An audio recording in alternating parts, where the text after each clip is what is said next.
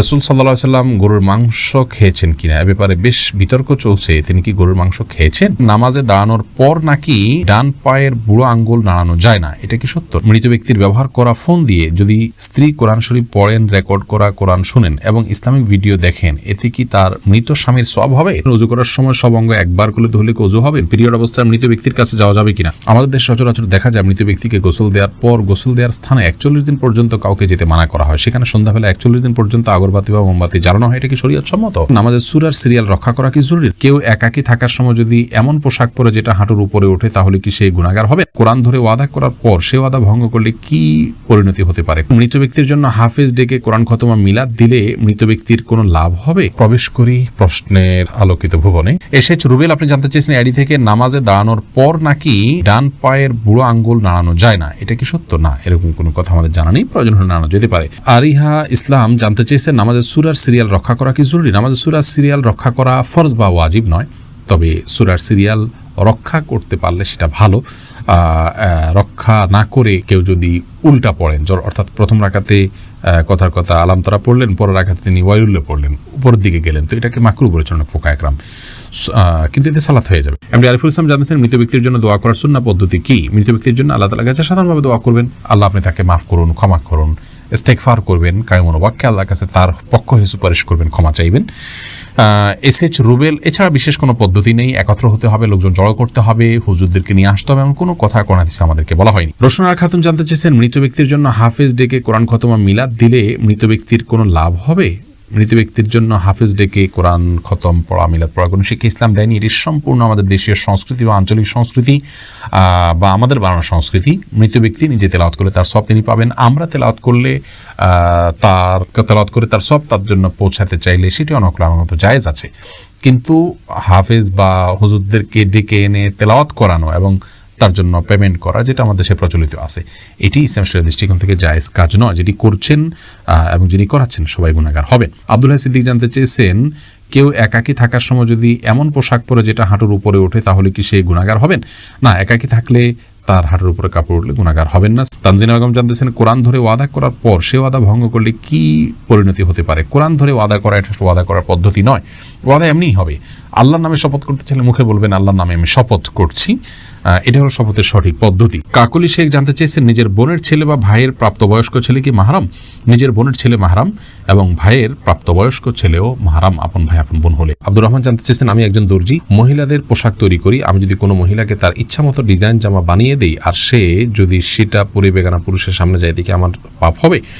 যদি এমন হয় যে পোশাকটা বানানোই হচ্ছে পাপের কাজের জন্য আপনি জানেন, তাহলে সেক্ষেত্রে তাকে সহায়তা হবে তার সেটা তৈরি করে দিলে। সেজন্য এটি তৈরি করার ক্ষেত্রে আপনি ডিনাই করা উচিত, এতটুকু এখতিয়ার অধিকার আপনার থাকা উচিত এবং ইমানি গায়রত যেটাকে বলে, ইমানি আত্মসম্মান বোধ, সেটা আপনার থাকা উচিত।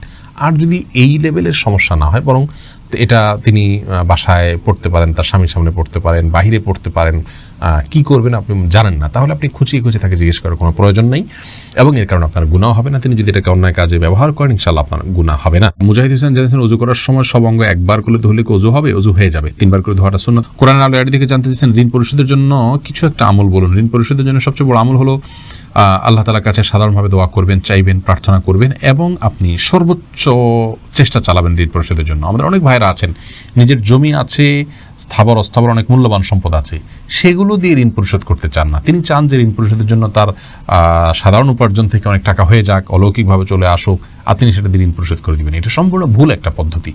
আপনার ঋণ পরিশোধ করাটা আপনার জন্য ফরজ, এটা বান্দার হক। অতএব আপনার জমি থাকলে, সম্পদ থাকলে, এগুলো বিক্রি করে আপনি ঋণ পরিশোধ করবেন এবং সেগুলো বিক্রি করার অপশন থাকলে বিক্রি করবেন। সেগুলো সব ধরে রেখে আপনি চাইবেন যে আল্লাহ তাআলা অলৌকিকভাবে আপনাকে টাকা দিয়ে দিক, সেটা দিয়ে আপনি পরিশোধ করবেন। এটা সম্পূর্ণ দুনিয়ার প্রতি আমাদের মোহ আছে এবং ঋণ পরিশোধের গুরুত্ব আমরা বুঝি না, সেটা স্পষ্টভাবে প্রমাণ হয় এমন একটি বিষয়। বিধায় এমনটি করা উচিত না। সেই সাথে ঋণ পরিশোধের জন্য কিছু দোয়া আছে, আল্লাহুম্মা কফিনি ফিনি বিহালালিকা আন হারামিকা ওয়াগনিনি বিফাদলিকা আম্মান সিওয়াক। আরও কিছু দোয়া আছে, ইউটিউব বা ফেসবুকে সার্চ দিলে আমাদের অনেকগুলো ভিডিও আছে, দেখে নিতে পারবেন। সেগুলো আপনি আল্লাহর কাছে সাধারণভাবে পাঠ করবেন, ইনশাআল্লাহ সেই দোয়াগুলো পেশ করবেন। আশরাফুল হক শুভ, আপনি জানতে চেয়েছেন আমাদের দেশে সচরাচর দেখা যায় মৃত ব্যক্তিকে গোসল দেওয়ার পর গোসল দেওয়ার স্থানে 41 দিন পর্যন্ত কাউকে যেতে মানা করা হয়। সেখানে সন্ধ্যাবেলা 41 দিন পর্যন্ত আগরবাতি বা মোমবাতি জ্বালানো হয়, এটা কি শরীয়ত সম্মত? কোনো জায়গায় মৃত ব্যক্তিকে গোসল দেওয়া হলে সেখানে এই প্রথাটি আমাদের সমাজে অনেক ক্ষেত্রেই প্রচলিত আছে যে আগরবাতি বা মোমবাতি ইত্যাদি সেখানে আপনার জ্বালানো হয় এবং সন্ধ্যাবেলা 41 দিন পর্যন্ত এই কাজটি করা হয়, কেউ সেখানে যেতে চায় না, যেতে চাইলে নিষেধ করা হয়। এটি সম্পূর্ণ কুসংস্কার এবং এ ধরনের বিশ্বাসগুলো শিরকি বিশ্বাস, কুসংস্কারচ্ছন্ন বিশ্বাস। এর বেশিরভাগই এসছে হিন্দু সমাজ থেকে। একজন মুসলমানের এই সমস্ত কুসংস্কারকে বর্জন করা উচিত। যেখানে গোসল দেওয়া হবে সে জায়গার বিশেষ কোনো বিধান নাই, সেটা অন্য 10টা জায়গার মতোই একটি জায়গা। আসমাউল হোসনা ফেনু জানতে চেয়েছেন পিরিয়ড অবস্থায় মৃত ব্যক্তির কাছে যাওয়া যাবে কিনা। যাওয়া যাবে, এতে কোনো অসুবিধা নেই। মেহজাবিন জানতে চেয়েছেন বিবাহের উদ্দেশ্যে পাত্রী দেখতে এলে পাত্রীর জন্য কতটুকু সাজগোজ করা শরীয়তসম্মত।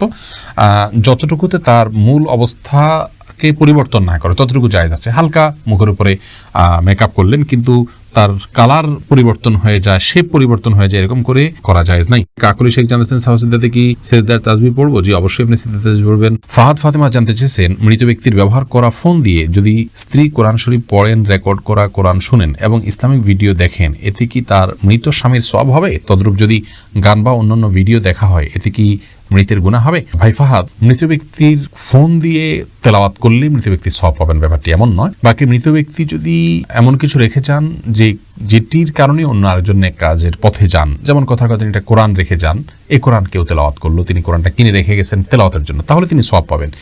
তো মোবাইল তিনি রেখে গেছেন, এই মোবাইল রাখলেই যেটাতে কোরআন তেলাওয়াত করতে হবে এমন তো নয়। এটাতে কেউ কোরআন ডাউনলোড করে পড়ছেন, তেলাওয়াত করছেন, এটি চিনে তেলাওয়াত করছেন, তার সওয়াব হবে। আর হ্যাঁ, যে ব্যক্তি মোবাইলটা রেখে গেলেন তিনি তার জন্য সহায়কের ভূমিকা থাকলেন, সেই হিসাবে আল্লাহ তাআলা তাকেও সওয়াব দিবেন, আশা করা যেতে পারে। আর একই কথা গুনাহের ক্ষেত্রেও প্রযোজ্য হবে। বিশেষ করে মোবাইল যদি রেখে যান তো মোবাইলে গান বাজনা শুনতে হবে এমনটি তো বাধ্যতামূলক নয়। কেউ যদি এটা ব্যবহার করে তাহলে এটা একান্ত তার ব্যাপার। এর জন্য মৃত ব্যক্তিকে গুনাহের বোঝা বহন করতে হবে না। জাহিদ আপনি জানতে চেয়েছেন রাসূল সাল্লাল্লাহু আলাইহি ওয়াসাল্লাম গরুর মাংস খেয়েছেন কিনা, এ ব্যাপারে বেশ বিতর্ক চলছে, তিনি কি গরুর মাংস খেয়েছেন? ভাই জাহিদ, প্রথম কথা হলো গরুর গোশত এটি হালাল হওয়ার জন্য রাসূল আকরাম সাল্লাল্লাহু আলাইহি ওয়াসাল্লামের খাওয়া শর্ত নয়। তিনি কোনো কিছু না খেলেই সেটি হারাম হয়ে যাবে, ব্যাপারটি এমন নয়। আল্লাহ রাব্বুল আলামিন কোরআনে হাকীমের একাধিক আয়াতে গরুর গোশত হালাল হওয়ার বিষয় ইঙ্গিত দিয়েছেন। যেমন সূরা আনআমে যথাসম্ভব 147 নম্বর আয়াতে আল্লাহ রাব্বুল আলামিন বলেছেন মিনাল ইবলি ইসনাইনি ওয়া মিনাল বাকারি ইসনাইনি কুল হাররামা ইলা আখির আয়াহ। এই আয়াতে আল্লাহ রাব্বুল আলামিন সুস্পষ্টভাবে গরুর যে গোশত বা গরু এটা হালাল এই বিষয়টিকে আল্লাহ তাআলা ইঙ্গিত করেছেন। গরুর যে আপনার যাকাত কালেকশনের নির্দেশ আল্লাহ তাআলা দিয়েছেন, সেটি কেন যদি সেটি হারামই হয় তার গোশত। এক্ষেত্রে একটি হাদিসের কথা আমরা অনেকে শুনে থাকি এবং বিভিন্ন হাদিসের কিতাবে একটা হাদিস বর্ণিত হয়েছে যে গরুর গোশতের মধ্যে রোগ আছে, ফি লাহমিহি দা ওয়া ফি লাবানিহি দাওয়া। গরুর দুধের মধ্যে শেফা বা আরোগ্য রয়েছে কিন্তু গোশতের মধ্যে অসুস্থতা রয়েছে, এরকম একটি হাদিস পাওয়া যায়। এই হাদিসকে মুহাদ্দিসদের অনেকে সহিহ বলেছেন, আলবানী রাহিমাহুল্লাহ সহিহ বলেছেন, কিন্তু অনেক মুহাদ্দিসিন ইকরাম এটিকে দাঈফ মুনকার বলেছেন।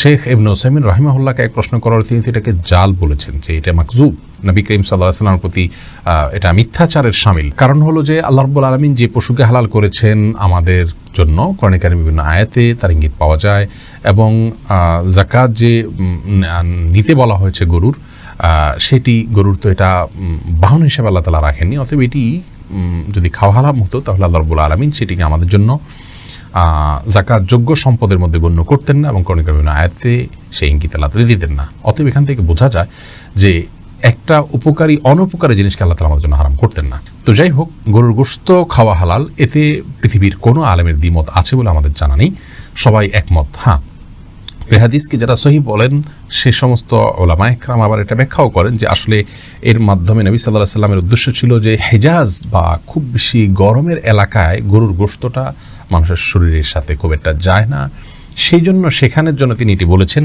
এটা সাধারণ বা স্বাভাবিকভাবে সব জায়গার জন্য সকলের জন্য বলেননি, এরকম একটা ব্যাখ্যা অনেক উলামায়ে কেরাম করে থাকেন। যাই হোক, এখন আসি মূল বিষয়, নবী সাল্লাল্লাহু আলাইহি ওয়াসাল্লাম গরুর গোশত খেয়েছেন কিনা। এই বিষয়ে সরাসরি উনি খেয়েছেন এরকম কোনো রিওয়ায়াত আমার জানা নেই, তবে বুখারী মুসলিমের একটি বর্ণনা আছে, যে বর্ণনা থেকে বোঝা যায় নবী সাল্লাল্লাহু আলাইহি ওয়াসাল্লাম সিরার নামক একটি জায়গায় এসেছেন। সেখানে আসার পর সাহাবায়ে কেরামদেরকে গরু জবের নির্দেশ করেছেন। ফা আকালু মিনহা, হাদিসের ভাষ্য হলো অতঃপর তারা সেখান থেকে খেয়েছেন। তারা সেখান থেকে খেয়েছেন, এখান থেকে সাহাবায়ে কেরাম যে খেয়েছেন এটি স্পষ্ট।